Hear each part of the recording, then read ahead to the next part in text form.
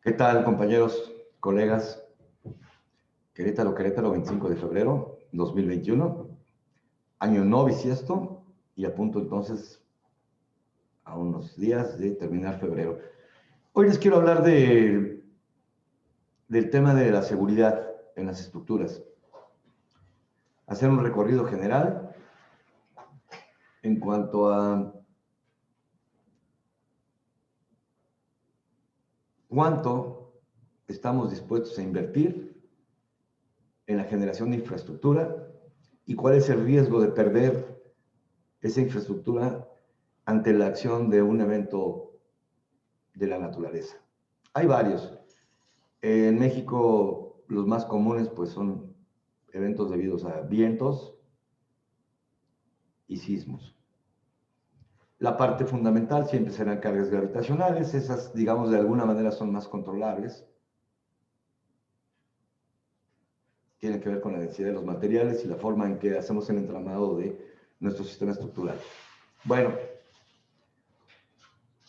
en este sentido, pues vámonos a materia, tratar de ser un poquito breves y generar inquietudes y bueno, que vaya creciendo poco a poco esta comunidad que espero que pronto, sigo insistiendo, tenga la participación de compañeros muy valiosos, que sería un honor que nos compartieran parte de su experiencia profesional.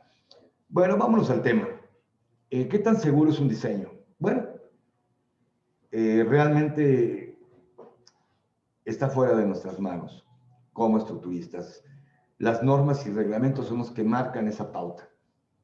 Aunque no lo veamos en el día a día o lo olvidemos porque por la premura de desarrollar un proyecto en cierto tiempo, no tenemos tiempo de tener esa intercomunicación en cuanto al monto de inversión que vamos a generar para obras privadas que tienen la función de generar alguna economía, plantas automotrices, de aviación, galvanizadoras, miles de industrias que existen, empacadoras, madererías, lo que ustedes me digan.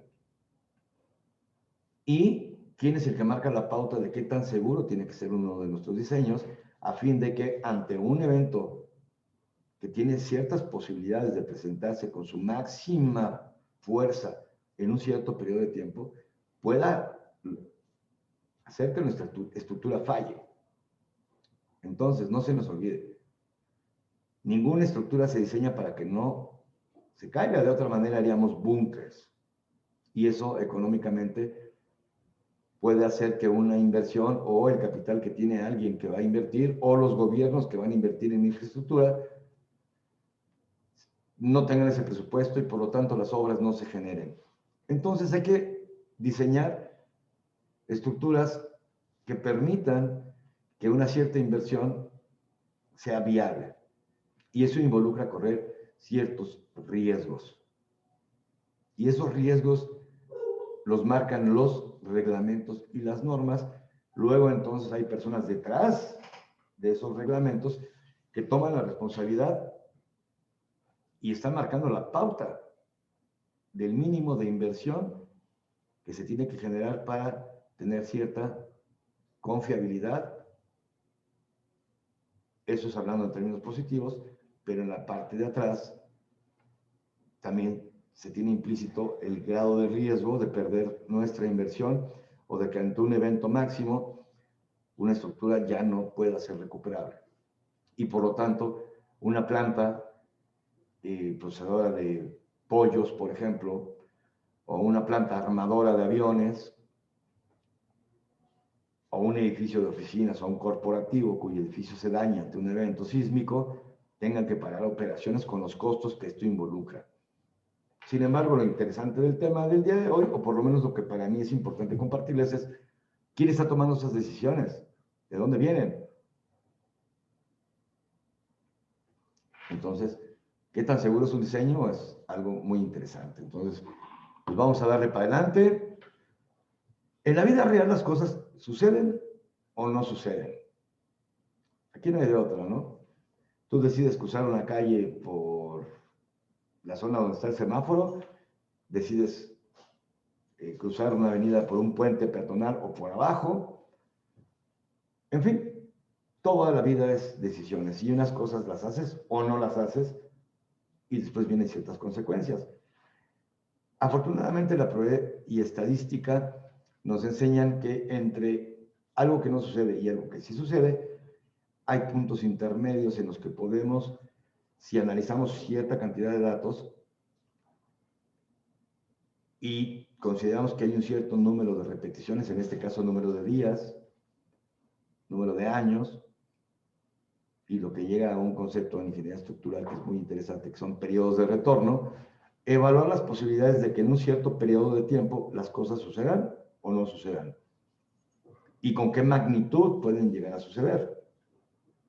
Y luego, por lo tanto, tomar una decisión económica de decir, bueno, voy a invertir en una estructura que quiero que tenga un periodo de vida de 50 años, yo quiero que mi planta automotriz o el edificio que voy a construir me dure por lo menos 50 años, y en ese tiempo tengo un margen suficiente para recuperar mi inversión en función de la producción o a lo que me dedique, y tomo en cuenta que para no gastarme 100 pesos, a lo mejor me gasto 70, pero estoy consciente de que voy a tener una posibilidad en 50 años de que la de malas, el diablo está en los detalles y la vida es así, tengo un cierto porcentaje del 3%, por ejemplo, ahorita lo vamos a ver, de que pierda todo, ¿no? A lo mejor es en los primeros 3 años, con suerte a los 47 años, y quizá nunca.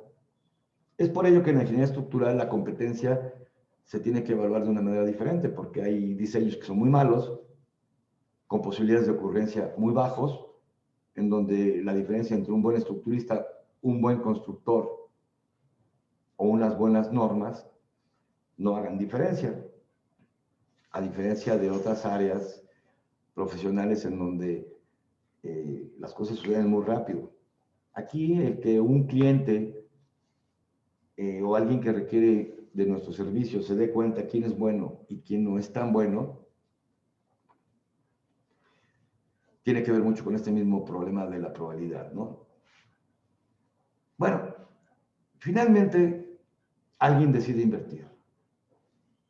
Alguien privado dice, bueno, yo quiero poner un hotel, quiero poner un estadio de fútbol, quiero hacer un aeropuerto, quiero hacer un edificio de oficinas que tenga helipuerto o no, etc. En todo caso, el estudio de riesgo es muy importante. Repito, lo más interesante es que las normas y reglamentos con personas independientes son los que generan ese parámetro y evalúan el riesgo. ¿El riesgo en qué se basa? Bueno, en el fondo, la realidad es limitar los daños de tipo económico o cultural, o de respuesta ante emergencias nacionales, como pueden ser catástrofes, ¿no? De diversos tipos. Entonces hay que limitarlos. Sin embargo, arriba de la limitación de riesgos de tipo económico y cultural, viene arriba lo que es evitar lesiones o pérdidas humanas. Este punto es muy interesante. Yo puedo tener un interés de tipo económico, por ejemplo, si hago yo una granja para criar pollos, o hago estructuras para cultivar jitomates cherry, por ejemplo. Entonces el interés económico tiene un cierto valor.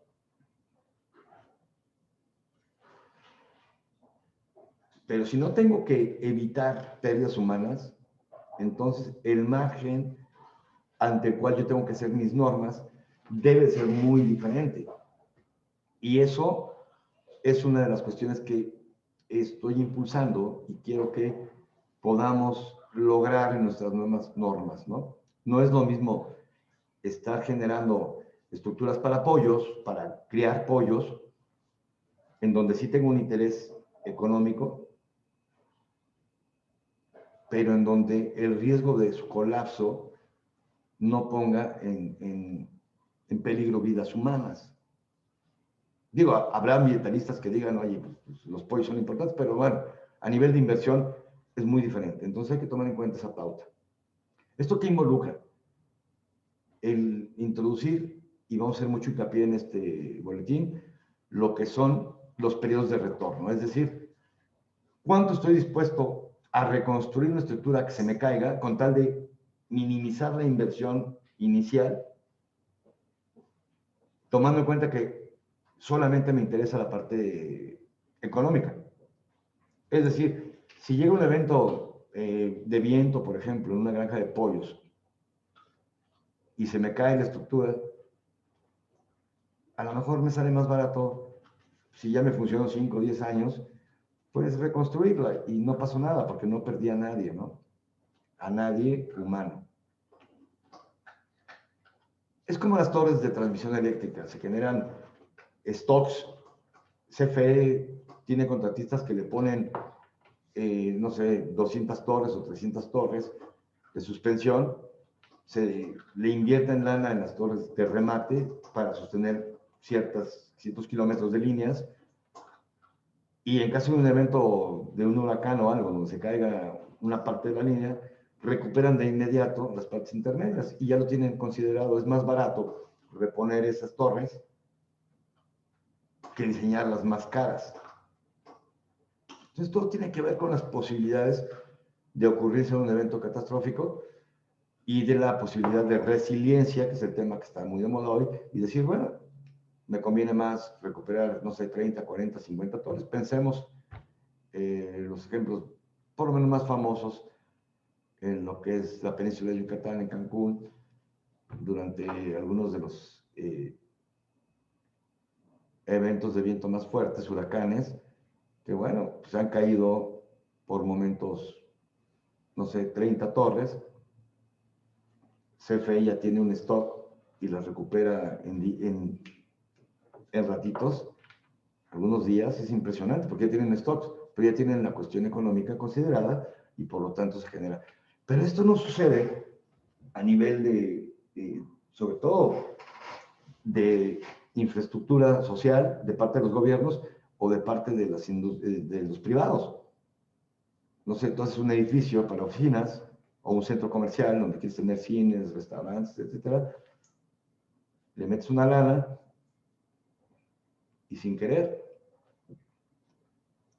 el cuate que hizo el reglamento te está marcando la pauta de tu riesgo de inversión. ¿Ok? Entonces, en el estudio de riesgo, limitar daños de tipo económico-cultural, ya está, ¿no? Y hay otro que es el funcional.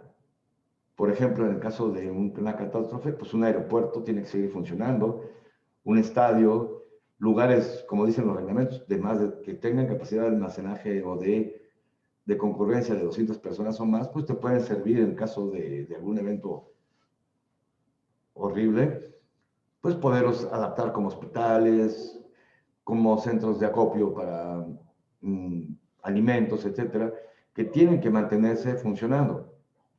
O lugares como museos, por ejemplo, en donde, pues, después de un evento, el patrimonio cultural te tiene que mantener funcionando. Eso te lo marca el reglamento. Y eso es muy razonable, pero muy puntual. Periodo de retorno de 200 años. Vamos a hablar en unos momentos de eso. Estructuras grupo A. Y eso sí, yo considero que sí lo puede marcar una autoridad. Pero ¿qué pasa con el resto de estructuras? Las que le llamamos B, bueno, ahora las normas del distrito de la Ciudad de México, perdón, ya no es DF, estoy viejito, perdón. En ese universo de estructuras generales no hay una comunicación completa, a veces para bien, a veces para mal, en cuanto a lo que puede decidir un inversionista en dejar de estar bajo un parámetro estándar. Hablamos, e insisto, ¿no?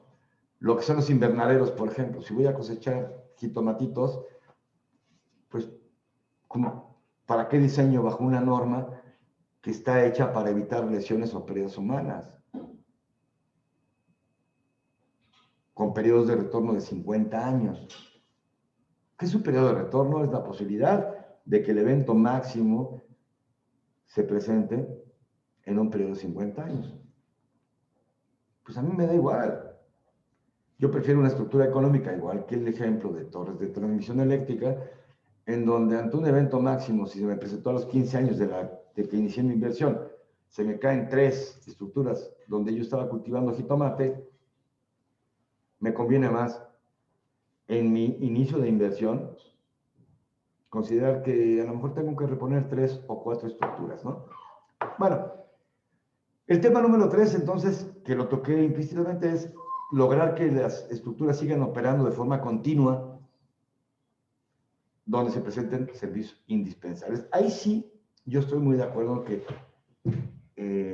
el gobierno, sobre todo en estructuras que le correspondan, digan, oye, requiero que esta estructura siga operando bajo esas circunstancias con posibilidades de que se den, ¿no? Bueno, vamos a recordar un poquito un tema muy importante. Esta es una gráfica, no tiene que ver con el AIC, no tiene que ver con normas internacionales, tiene que ver con el concepto de probabilidad y estadística. Bueno, del lado derecho estamos viendo lo que son las resistencias. Vamos a hablar de factores de carga y resistencia. Bueno, del lado derecho vamos a ver un tema que quiero que quede muy claro para los siguientes boletines. Hay 2 grupos de especialistas. Uno, los que valoran la resistencia de los materiales ante ciertas acciones. Es un tema independiente de lo que son las acciones. En el concepto de factores de carga y resistencia, las acciones se valoran a nivel de métodos estadísticos. Viento, sismo, si realmente el peso volumétrico de concreto es el que es, y hay ciertos valores que hay que tomar en cuenta que tienen ciertas desviaciones con respecto a una media que ojalá fuera constante, ¿no? Por eso tenemos un valor medio. Bueno, hay un grupo de especialistas que valoran los efectos probables de que una acción suceda con cierta magnitud, y hay otro grupo que valora las resistencias. Son completamente diferentes, ¿eh? Sin embargo, dentro de lo que cada uno reporta en sus análisis estadísticos, hay un cruce que podemos ver aquí, que es aparentemente muy pequeño. Y en esto se basa el análisis de confiabilidad y el análisis de riesgo. Esta zona de intersección entre lo que cierto grupo de gente, especialistas, valoran en lo que puede tener una máxima magnitud de acción en cierto periodo de tiempo, periodos de retorno, y lo que ante ciertas condiciones de carga, compresión de acción, de acciones como cortante, torsión, flexotorsión y combinación de todo lo que me digan, tienen posibilidades de combinarse y de generar una falla, ¿no? Ya después vienen análisis más finos, en donde ya usando asuntos logarítmicos, en donde se hacen divisiones entre las resistencias y las cargas, podemos empezar a manejar el grado de riesgo que tenemos de que en un periodo de tiempo se sobrepasen las posibilidades de que una acción se presente en su máximo valor y de que un material o una combinación de materiales tenga sus valores mínimos de resistencia. Aguas con los valores mínimos, no todos son los más bonitos, ya hablamos del esfuerzo de influencia y los riesgos que tiene en cuanto a sus conexiones. Pero bueno.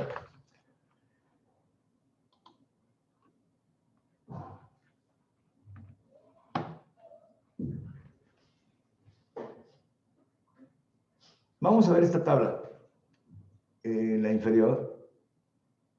Esto representa la posibilidad de que se sobrepasen las acciones de diseño. Vamos a hablar del tema Q, al menos una vez durante la vida útil de una estructura. Vamos a hablar del tema. Yo considero que quiero una vida útil de una estructura, por ejemplo, de 40 años o de 50. Lo más aceptado es 50 años. Vamos a hablar de ello.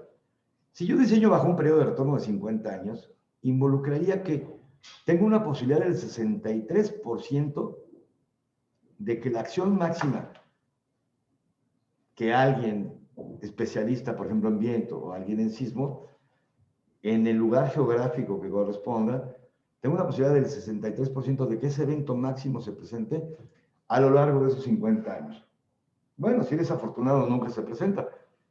Y si eres desafortunado, a lo mejor terminas tu obra y a los 6 meses te sucede un evento, el máximo, ¿no? Y tu estructura se te cae o se colapsa o se daña de una manera severa.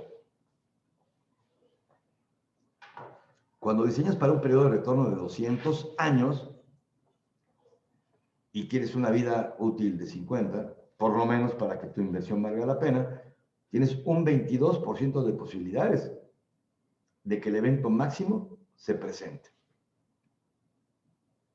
Parece mucho, ¿no?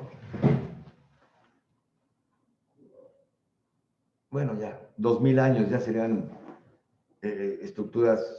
Diseñar para un periodo de retorno de 2000 años serían nucleoeléctricas o cosas así ya muy especializadas, ¿no? Bueno, si consideramos que se diseña para un periodo de retorno de 200 años, entonces aparentemente aceptas que existe una posibilidad cercana, arriba del 20%, de que los eventos de diseño se sobrepasen por lo menos una vez, ¿no? Durante esos 50 años. 60%, 67% para 50%. Pero bueno, aquí parecería que es muy grave, ¿no? Tú dices, oye, no sé, en una torre, por ejemplo, de telecomunicación, tú dices, oye, parecería que una de cada 5 torres, uno de cada 5 edificios, una de cada 5 empresas se va a caer durante esos 50 años. En el caso de estructuras para 200, o una de cada 3 de cada 5, perdón, estructuras se caerían si diseñas para un periodo de 5 años, ¿no? Pero bueno, no. Afortunadamente, esto se tiene que compaginar con que la parte que se dedica a evaluar la resistencia de los materiales también toma en cuenta las mínimas resistencias. Y acuérdense de sus clases de probabilidad.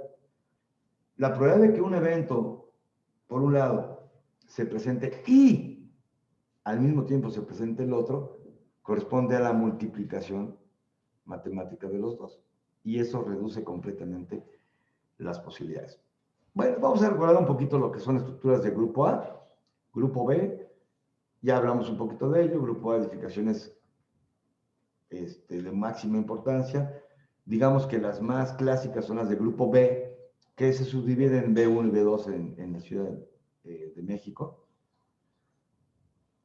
Me gustaría puntualizar que hay estructuras tipo C, digamos de así, como son invernaderos, como son granjas de pollo, bodegas con narcotechos, por ejemplo, con sistemas secundarios muy rudimentarios. ¿Por qué? Porque no hay un uso humano que requiera considerar un riesgo para pérdidas, ¿no? De personas. Entonces, quizá habría que hacer un apartado para darle pauta a los inversionistas a que tengan una pauta pequeña de inversión o menor de inversión y no se tengan que estar cuadrando con respecto a otro tipo de estructuras, ¿no? En cuanto a viento, por ejemplo, lo que les hablo de periodos de retorno, la CFE es muy fina. En esta tabla de la parte izquierda les presento lo que son velocidades de viento regionales. Ya hablaremos de eso en la parte de viento, en las normas y comentarios a las normas de viento que estamos preparando. Pero aquí se reconocen periodos de retorno de 10 años. Me llama mucho la atención y a colación les puse la tabla, porque en sismo es muy difícil encontrar valores de acciones que no tengan que ver con 50 años o más, ¿no? O sea, es decir, estructuras grupo B y grupo A. En viento, la CFE tiene esa fineza que yo reconozco tremendamente, en donde tú dices, oye, periodo de retorno de 10 años. ¿Qué podría ser un periodo de retorno de 10 años? Por ejemplo, diseñar Simbra, ¿no? Pues yo puedo poner la Simbra, va a estar en obra mejor 15 días o 21 días si tú tienes un concreto de resistencia normal, pues diseñas para un viento o para un sismo, pero con un periodo de retorno pequeño. Tú imagínate diseñar una Simbra para un periodo de retorno de 200 años o de 50, pues una locura en costo. Bueno, la CFE tiene esa fineza y por eso lo pongo a colación. Aquí sí nos mencionan un periodo de retorno de 10 años que yo sugeriría, voy a sugerir, le voy a plantear al comité correspondiente en el estado, que ciertas estructuras como invernaderos o granjas de pollo las podamos diseñar para periodos de retorno de 10 años. Y les voy a poner un ejemplo que viene en la introducción de uno de los libros que voy a publicar este año. Por ciclos, por ejemplo, hablando de viento, llegó Newton, después de siglos de estar experimentando la gente las acciones de viento, se dan cuenta que el viento es un fluido igual que el agua, nada más que no lo vemos o no se percibe porque es un poquito menos denso. Bueno, los peces nadan en el agua, están en un medio acuático, pues sí, es un fluido. Y de ahí aprenden a respirar, por cierto. El aire es lo mismo, también es un fluido. Y bueno, por ahí llegó nuestro querido amigo Newton, ese cuate que es brillante, y con una esferita que pone a mover, empieza a sacar ciertos razonamientos brillantísimos, y se encuentra con esta fórmula. La fuerza del fluido va en función de todo esto, ¿no? A por B más B de bueno por V a la 2/3 más un coeficiente C multiplicado por V al cuadrado, en donde la V es la velocidad del viento. El viento, el aire es un fluido. Entonces, bueno, A, B y C son constantes empíricas, ¿no? Sin embargo, A y B, de alguna manera, él determinó de manera muy práctica que se pueden despreciar. Por lo tanto, dice, oye, la fuerza que se aplica a una estructura, pues, es muy aproximadamente a un valor C, que es un coeficiente de arrastre, ya lo veremos, y algunas otras cosas por ahí, en su momento lo veremos. Pero al final de cuentas, lo importante es que va en función de la velocidad del viento al cuadrado. Qué interesante. Fíjense la diferencia y a lo que voy en el tema. Vamos a analizar la tabla de CFE entre un periodo de retorno de 10 años, es decir, en donde yo evalúo la posibilidad de que una fuerza máxima actúe en 10 años contra lo que puede actuar en 200. Aquí no me metí en 50 porque es muy rápido el tema. Vámonos a lo que nos marcan en Manzanillo, en el estado de Colima. Si yo evalúo la velocidad para un periodo de retorno de 10 años, me marcan 127 kilómetros por hora. Es decir, yo podría diseñar para 127 kilómetros por hora una estructura como una Simbra, como una granja de pollos, como un invernadero. Ejemplos más. Una bodega, por ejemplo, donde la voy a tener ahí parada, almacenando mi madera, mi tabique, etcétera, ¿no? En donde, pues, no sé, 2 veces a la semana voy a ir a sacar mi material, en fin. O va a haber poca actividad humana, o casi nula, ¿no? Bueno, fíjense. Sin embargo, si yo diseño para 200 años, la diferencia de fuerzas para diseño es de 2.36 veces. O sea, ¿ya me explicó? Bueno, en Querétaro, por ejemplo, municipio, si yo diseñara para 10 años de periodo de retorno, yo debería tomar en cuenta una velocidad de viento de 115 kilómetros por hora, pero como es al cuadrado, acuérdense, esa es la importancia, ¿eh? No es nada más la velocidad entre los, no, es el cociente entre los cuadrados de las velocidades. Sin embargo, si en el municipio de Querétaro yo diseño una estructura grupo A, entonces tengo 143 kilómetros por hora al cuadrado entre 115 al cuadrado. Es decir, entre mi invernadero y una estructura de grupo A, la diferencia de diseño es del 55%. Y eso económicamente es muy importante. Bueno, vámonos a un caso como Mérida. Y ya no hablemos de Baja California Sur o algunas zonas de las costas donde las diferencias entre periodos de retorno son más importantes. Mérida, por ejemplo, si yo diseño una estructura para 10 años de periodo de retorno, son 126 kilómetros por hora contra 213 para una estructura de grupo A. Y en Mérida, pues bueno, la de para periodo de retorno 50 años, se los hago muy rápido, son 179 al cuadrado,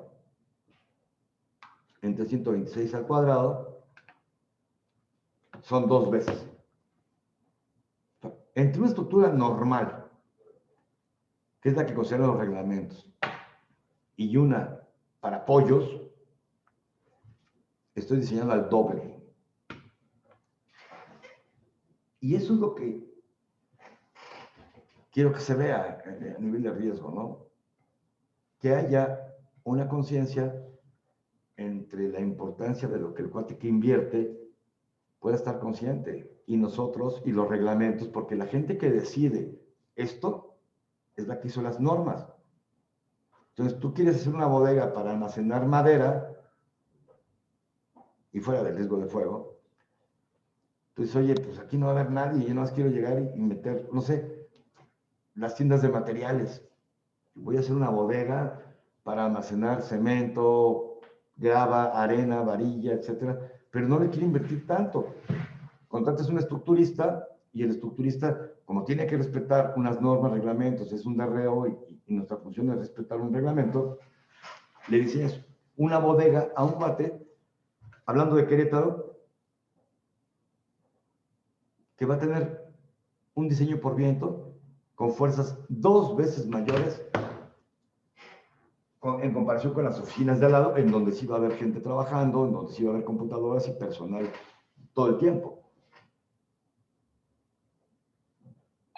Pues, ¿de dónde viene el asunto, no? ¿De dónde viene y cómo se hace, no? Perdón, aquí de repente, como les digo, estos en vivos, casual. El tema entonces es, y la propuesta es que piensen en el inversionista. Sí hay que acatar normas y reglamentos, claro, pero también hay que proponer situaciones nuevas. El ejemplo que creo que más me gusta y más me gustaría que quedara el día de hoy claro es este. Entre diseñar una bodega para almacenamiento de materiales, entre diseñar un invernadero, diseñar estructuras para apoyos y mucha de la industria que se genera en Querétaro, en el Bajío, en el norte y en general en el país, si seguimos diseñando bajo las normas pensadas con la influencia de la Ciudad de México, que son las más avanzadas, hay que reconocer que se tomaron la molestia. Las instituciones han investigado muchísimo. No quiere decir que en Querétaro, en el Bajío y en muchos otros de los estados no se tenga la infraestructura para reconocer este tipo de temas, ¿no? ¿Cuál es el riesgo? ¿Cuál es el uso? Bueno, aparentemente el hecho de que el periodo de retorno nos indique que una estructura tiene cierta posibilidad de actuar, por ejemplo, un sismo, periodo de retorno de 50 años tiene una posibilidad del 67% de que se presente el máximo valor en 50 años, bueno, pero hay que multiplicarlo por la posibilidad de que el material resista menos, o al contrario, de que resista más de lo que se suponía porque se consideran los valores mínimos. Esta tabla, con esta los dejo. Si yo me voy a una vida útil de la estructura de 50 años, para un periodo de retorno de 50 años, el 63% lo tengo que multiplicar por el 0.05%. Eso me da un total, un global, de 3%. Si es para 200 años, la posibilidad de que me falle la estructura es del 1.11%. Bueno, ya no hablemos de 2000, que son para nucleoeléctricas, ¿no? Ok. Bueno, vamos a poner ejemplos prácticos para dejárselos por ahí. Si en este año construyéramos 1000 edificaciones en México, ya considerando acciones contra resistencias, para que una estructura fallara,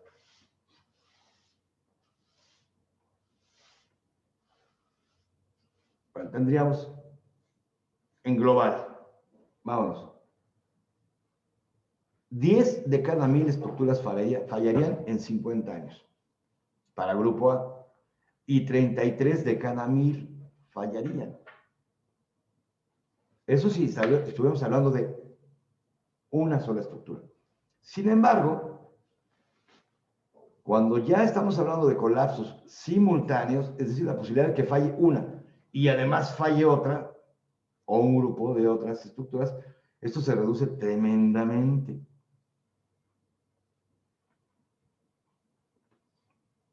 Cuando ya estamos hablando de que fallen dos estructuras, no una sola,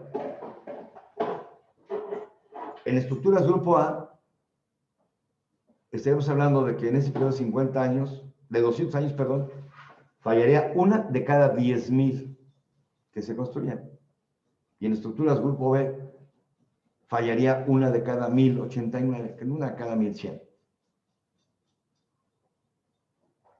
Bueno, hablando de términos generales, entonces, el riesgo es de que si tú diseñas con estructuras grupo A, ya tomando en cuenta que puede existir el colapso de más de una estructura simultáneamente, pues estamos considerando que dentro del margen de reglamentación, si diseñas bajo grupo A, te puede fallar una estructura cada 5 años,